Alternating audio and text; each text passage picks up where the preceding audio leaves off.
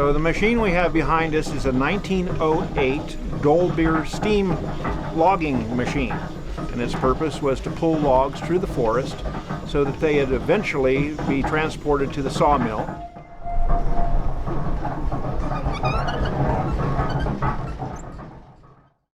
This steam engine operates essentially by a wood fire boiling a steep kettle full of water, creating steam. It carries a variety of whistles on it, but back in the day, really, it only had one whistle for purposes of communication within the forest.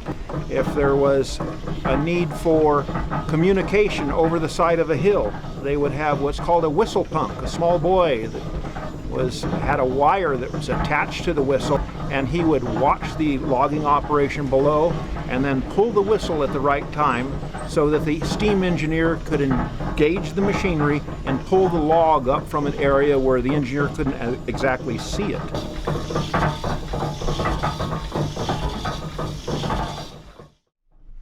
So what we will be doing is a demonstration of how this machine actually moved logs through the forest.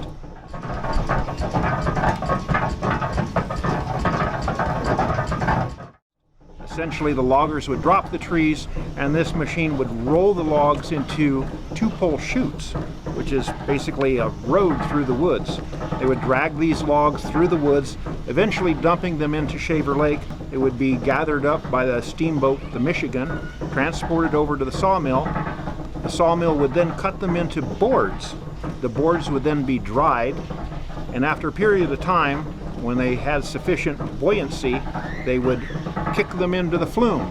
And then the flume was 42 miles long and would reach Clovis 6.5 hours later. So at the turn of the century, this was the latest and greatest technology.